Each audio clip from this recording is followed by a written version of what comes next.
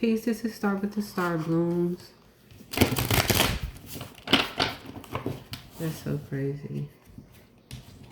As I was splitting the card, it fell apart. Like they wanted to both be seen. One of them is angel, spirit guide. The other one is divinity, deities, creator, supreme being.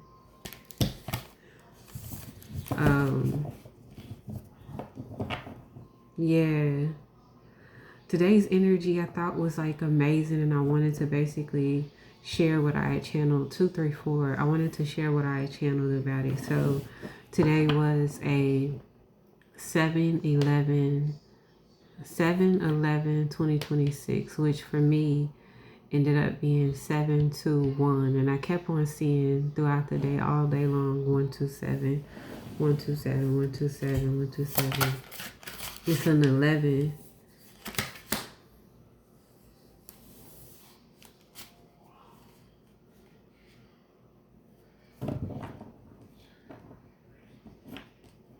Two, which is a big deal, but the day itself is a 10-1 day. And I think it's extremely powerful because if you recognize the 1 is for new beginnings, the 2 is for balance, the 7 is for the spiritual path, for new beginnings. There are so many rates of expansion there.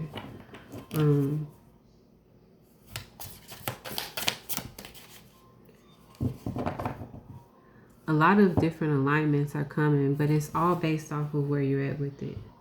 A lot of times we have the opportunity to show up in the new beginning with the new energy that we're acquiring or requiring at the time that we're in the request of it. But sometimes we're in this waiting period of suggesting it to ourselves, almost in a rate of, you know, being convinced to come into union with self versus actually being,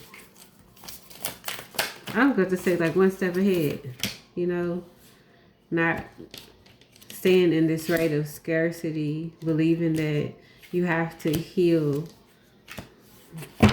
take heed of caution, stay at this same rate, believing that it's remedy to whatever spell that you've been in.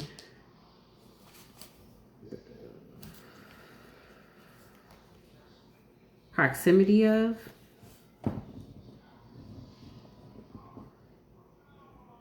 When I thought about today, I thought about the Wheel of Fortune. It was something else that came.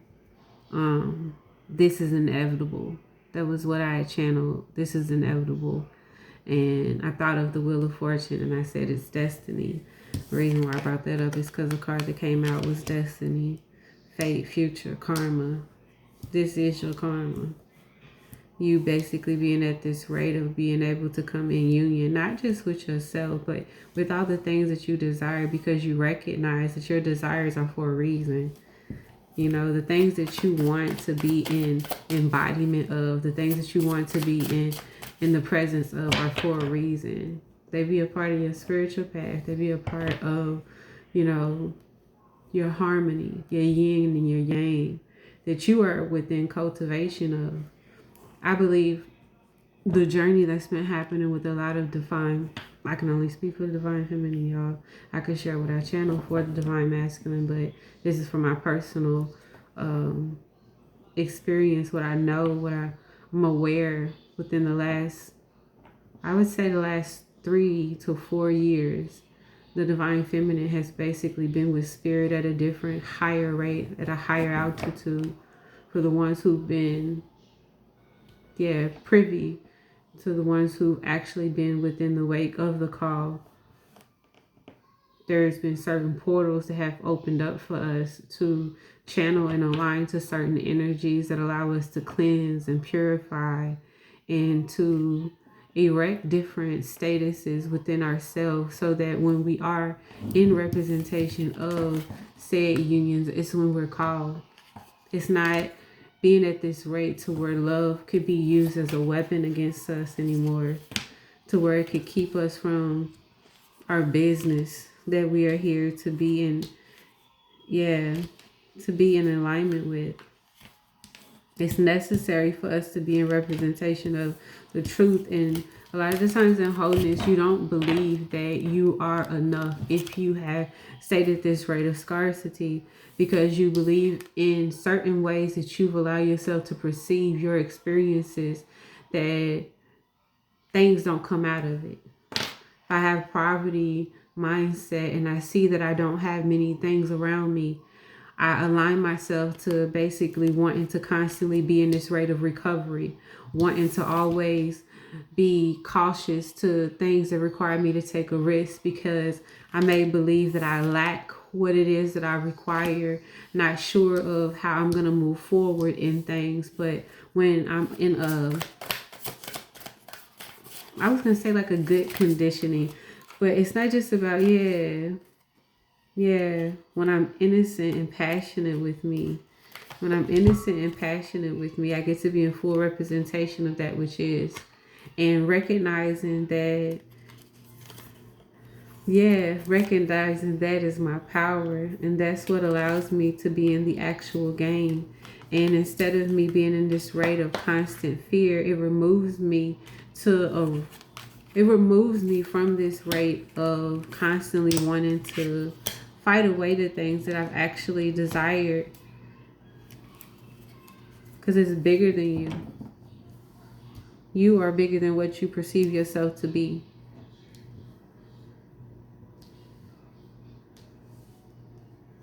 That's the newness. And you're necessary. Everybody plays a part at this point, but it's like, are you still arguing about it? That's what Spirit brought to me earlier this week. Are you still arguing about this? Are we still here? Are we still trying to convince people? Or are we recognizing, hey, this is where we're at?